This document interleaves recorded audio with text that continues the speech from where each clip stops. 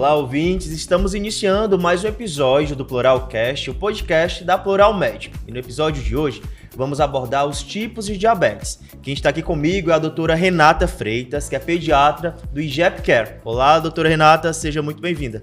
Olá, bom dia, Juniel, bom dia a todos. E aí, vamos começar a falar sobre esse tema super importante.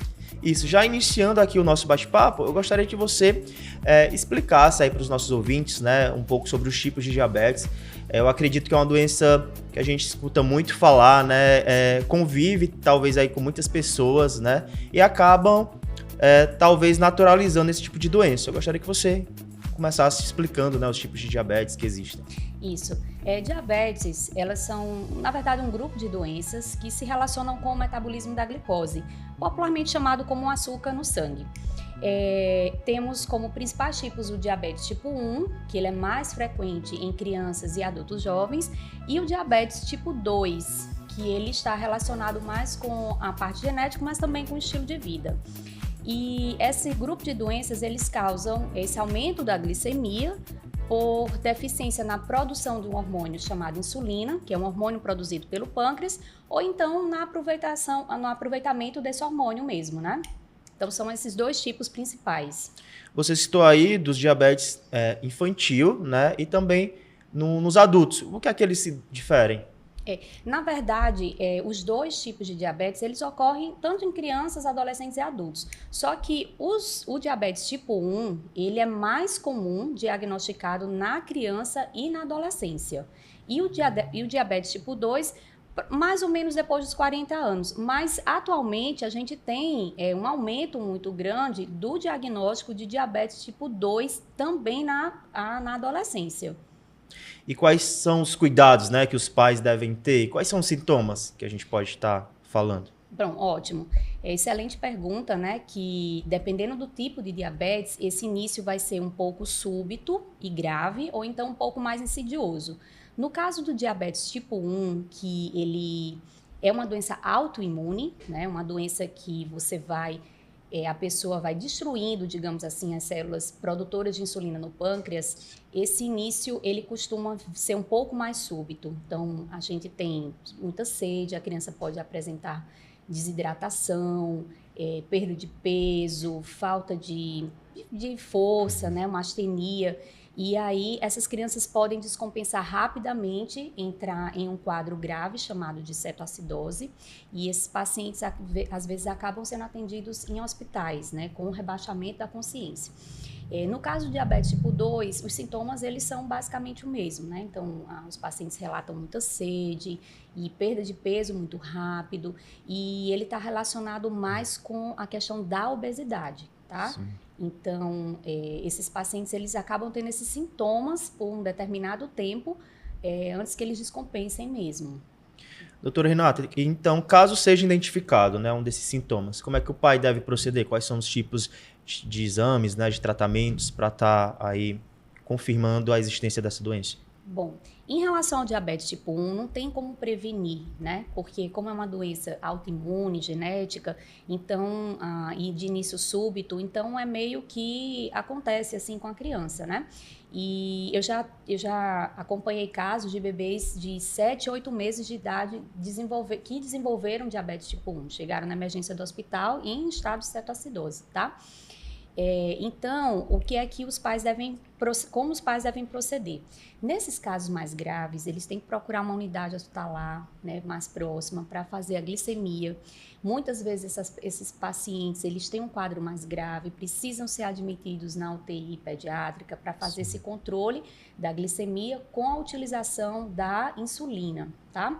Esses pacientes ficam internados alguns dias e eles podem ter uma evolução grave e acabar falecendo. Então, se o caso for grave, o paciente tiver esse tipo de descompensação, já deve procurar um hospital que tenha uma emergência.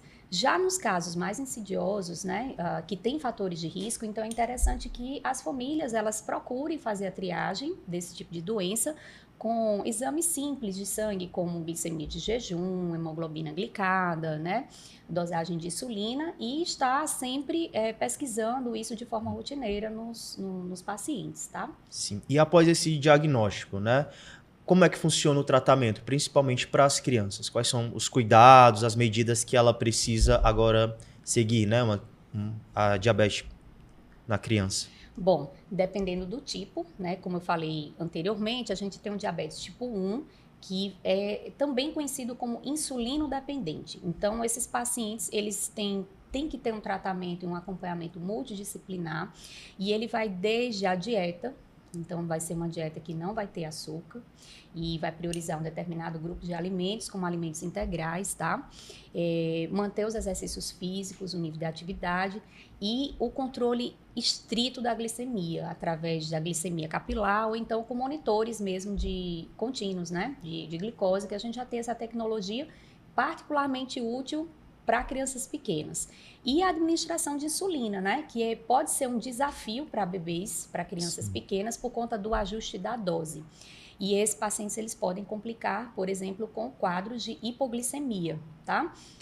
Nos outros pacientes que têm diabetes tipo 2, elas podem fazer uso de insulina, mas basicamente você pode ter a questão da dieta, do estilo de vida e da administração de alguns medicamentos orais, hipoglicemiantes orais também, tá? E é importante que faça sempre um monitoramento da glicemia. Quem utiliza insulina tem que fazer isso de forma mais precisa, porque você pode complicar com quadros de hipoglicemia. E principalmente crianças, né, que podem não se alimentar de forma regular, não seguir a dieta, não ingerir, às vezes, a quantidade adequada de alimento compatível com aquela insulina, tá? Doutor, e você como pediatra, né? Qual o conselho que você daria para os pais, principalmente para as crianças, né, lidarem em questão de situações sociais, como festas escolares, eventos, né? Olha, isso é um desafio enorme para as famílias, realmente. Quem tem filhos diabéticos, que frequentam a escola, frequentam as festas, passa a ser realmente um desafio. Mas ainda bem que as tecnologias existem, os medicamentos, e a gente não pode privar a criança de participar desses eventos sociais, tá? Então, o principal conselho que a gente dá é a educação do paciente. Então, desde criança, a gente educar quais os tipos de alimento que ele precisa ingerir, educar a família, né? E em caso de festas, a gente orienta a levar doces sem açúcar. Então, a própria mãe pode levar isso para a criança não se sentir excluída. Ou se você tiver alguma proximidade com o dono da festa, ele já faz a alimentação, né, separada para esse paciente, bem próxima, tá, com que as outras crianças vão comer. Então, você tem como fazer, por exemplo, doces diet, né, servir pipoca, enfim, uma série de alimentos disponíveis hoje em dia. A questão da escola, é super importante a escola entender o surgimento de sintomas como a hipoglicemia, o que fazer, né, como chamar a emergência, ter o contato dos médicos, identificar realmente essas complicações para que elas possam ser encaminhadas o mais rápido possível. Então, os pais também têm que explicar isso à escola, tá?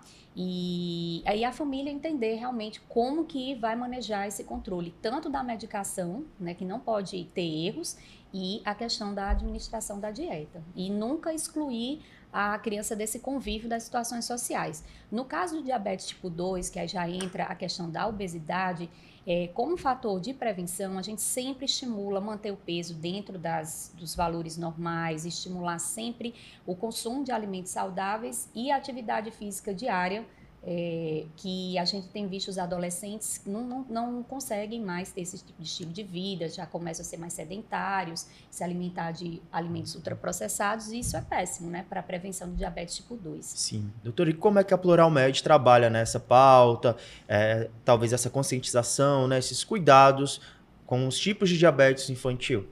Olha, eu acho que o principal realmente manter um abastecimento contínuo dos medicamentos e dos dispositivos de controle de glicemia, né, para que esses pacientes não tenham descontinuidade no tratamento. A questão também da educação em saúde, né, tanto nas escolas, como eu falei para você anteriormente, né, que é importante a gente educar a família, né? Então manter essa questão da educação em saúde, o acompanhamento nutricional, que é super importante, tá? E o atendimento de emergência no caso das descompensações, tá? Que os pacientes com diabetes porventura desenvolvam. São muitas dicas, né? Então eu gostaria de também deixar o espaço aberto, caso você queira deixar alguma mensagem aí para os nossos ouvintes. A mensagem realmente que eu quero passar é que aqueles familiares, né, que têm filhos com diabetes tipo 1, que cada vez mais eles se informem, procurem saber de tratamentos para manter esse controle estrito mesmo da glicemia, porque isso vai prevenir as complicações.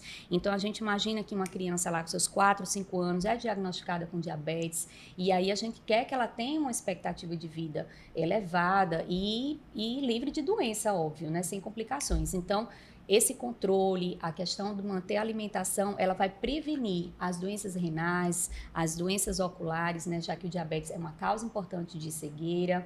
E outra mensagem também que eu queria deixar para os ouvintes, né, é que realmente incentivem as crianças a manter um estilo de vida saudável, praticando exercícios, se alimentando bem, né, com alimentos vegetais e integrais, e que mantenham realmente esse estilo de vida saudável para que possa evitar ou até mesmo adiar o máximo possível o surgimento do diabetes tipo 2. Então é isso, gostaria de agradecer a sua participação, né, e proporcionar esse momento tão esclarecedor sobre um tema muito importante. O Pluralcast encerra hoje aqui e até o próximo programa.